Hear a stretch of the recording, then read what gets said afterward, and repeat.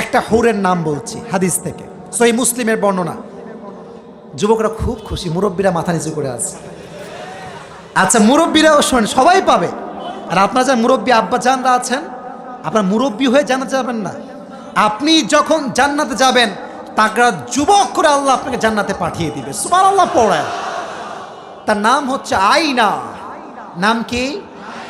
আরো জোরে।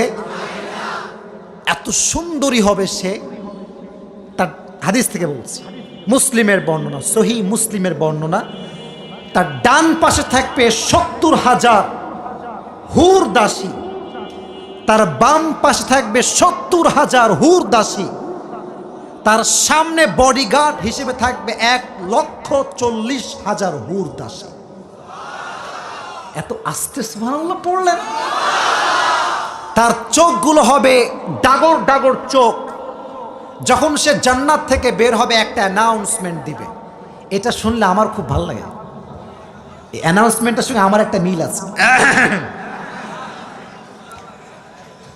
শুনবেন আপনারা? শুনবেন আপনারা? আয়না বলবে, আইনাল আমিরুনা বিল মারুফি ওয়ান নাহুনা আনিল মুনকার ইন্নী লিকুল্লি লিমান আমারা বিল মারুফি ওয়া নাহা আনিল মুনকার। সেই যুবকগুলো কোথায় যারা মানুষকে ভালো পথে আহ্বান করত? আমি তো পরে আবার এটা নিয়ে মারামারি করেন না আপনার এলাকার ভিতরে। ধরো মিয়া, আমি মজা করে বলতেছি আর কি। যেই যুবকের কারণে আরেক যুবক জান্নাতি হবে, যেই যুবকের কারণে আরেকজন যুবক 5 ওয়াক্ত নামাজি হবে, তার জন্য আল্লাহ আয়না নামের হুরকে প্রস্তুত রেখে দিয়েছে। তারিক জামিল একদিন বয়ানে বলছেন আয়না হুরের কথা। তাই একজন পাকিস্তানি যুবক এসে বলছে, হুজুর মুঝে আপসে এক সওয়াল পুছনা হ্যায়, এক সওয়াল পুছনা চাহতা হুঁ। এটা প্রশ্ন। বলছে, বাবা কি প্রশ্ন বলো? বলল যে হুজুর, ये जो आपने एक हूर का नाम बताया आईना, कि ये सिर्फ एक होगा या उससे भी ज्यादा होगा? এটা কি একটা না অনেক বেশি? তো বলছে যে কেন? বলছে अगर एक ही होगा तो कोई साहबी इसे ले जाएगा, मैं नहीं पा सकता इसे। তো বলছে হুজুর কয়টা হবে? তো হুজুর বললেন, বাবা শোনো, আমার কাছে বসো, আমার পাশে বসো। বলছে, देखो बेटा, अल्लाह जो है ना, वो जो चाहे वही कर सकता है। दुनिया में जितने अच्छे लोग बढ़ जाएंगे, अल्लाह उतना ही आईना हूर पैदा करता जाएंगे। যত ভালো মানুষ বাড়বে, আল্লাহ তত বেশি আয়না নামের হুরকে প্রস্তুত করে দিবে। সুবহানাল্লাহ পড়ে। তবে হুর শুধুমাত্র স্বপ্নে দেখলেই হবে না, বাস্তবেও পাওয়া লাগবে। এক যুবক সারা জীবন নামাজ কালাম কিছু পড়ে নাই। কথা কি বোঝা যায়? আমি শেষের দিকে চলে আসছি। তো যুবকটা শেষ বয়সে ভেবেছে যে যা করছি করছি, এবার হজ করে ভালো মানুষ হয়ে যাব, আর কোনো বদমাইশি করব না। তো যখন যুবকটা মোটামুটি তাগড়া যুবক, ওমরা করতে গিয়েছে মক্কার সামনে। তো আল্লাহকে বলছে, अल्लाह मैंने अपनी ज़िंदगी में बहुत गुनाह किया है, अगर मेरी तौबा कबूल हो जाए तो मुझे अभी के अभी उठा ले।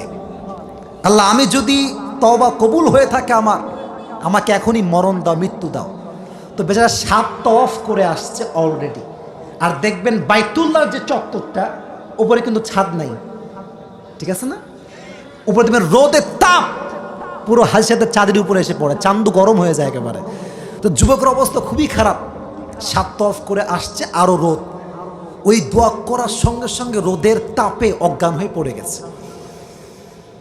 তো যুবক অজ্ঞান হওয়ার পরে মক্কার সব মেডিকেল টিমরা সবাই আসছে, একে উঠাও, মেডিকেল নিয়ে চলো। অবস্থা খুবই খারাপ। মেডিকেলে ভর্তি করা হয়েছে। যখন চোখ যুবক খুলছে মেডিকেলে যাওয়ার পরে, দেখছে যে পাকিস্তানের যুবক ভাবছে, কিরে রুম তো সুন্দর,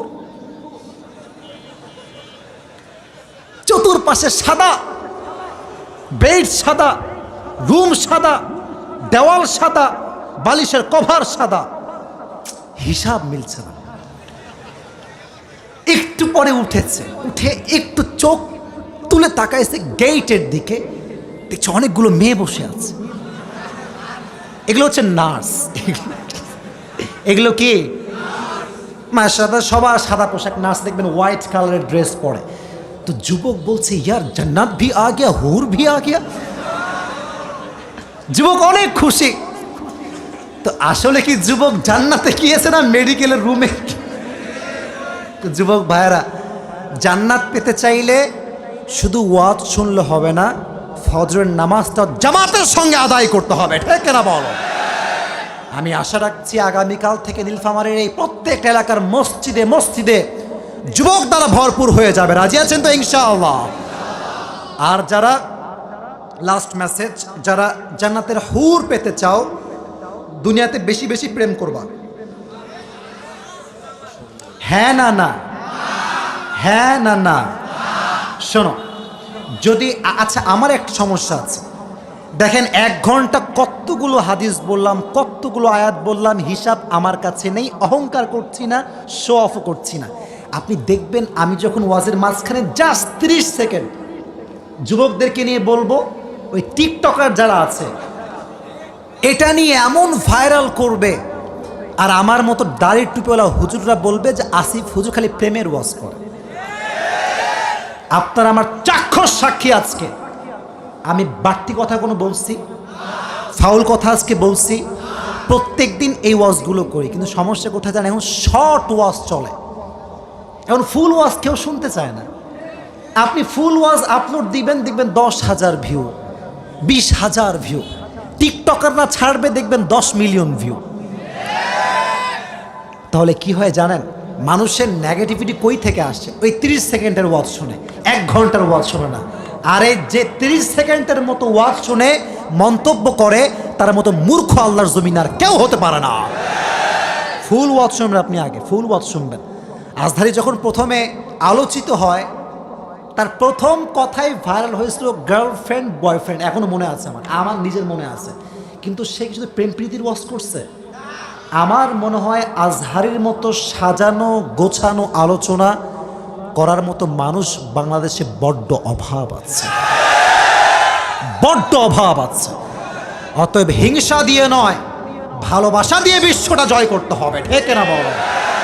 আল্লাহ আমাদেরকে বোঝার তৌফিক দান করুক, সকলেই পড়া আমিন। আল্লাহ সবাইকে জান্নাতের হুর পাওয়ার তৌফিক দান করুক। এই যারা আমিন কয় না, কেউ পাবে না।